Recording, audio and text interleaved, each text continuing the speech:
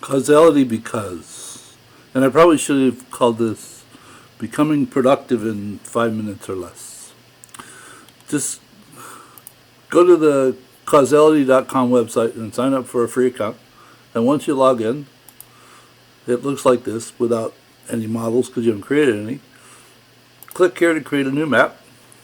After you've created a new map, just double click anywhere to create an element and call it savings, and then click outside, then click someplace here and draw down and label it interest, and then because savings increases, interest increases, so we'll make this the same, and we'll move this over here like this.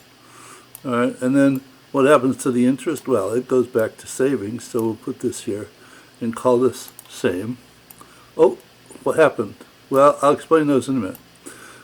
What happens to but interest? Well, interest is dependent upon interest factor,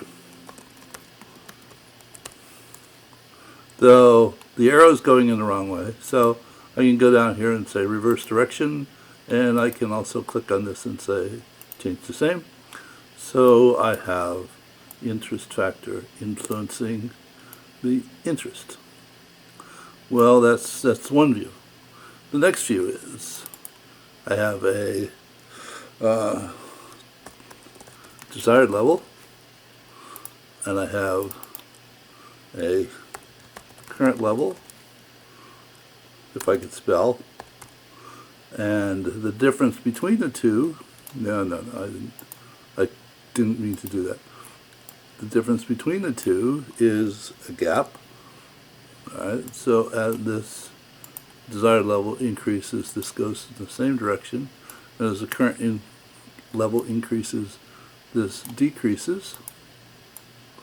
And the gap is responsible for, let's say, faucet position, and that's in the same direction. And the faucet position actually influences the current level, and we'll make that same. So we've now created a reinforcing structure and a balancing structure.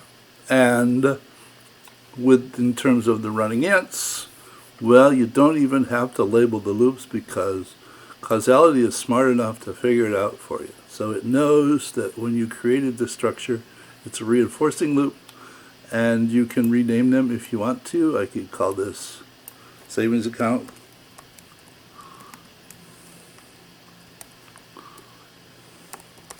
And I can call this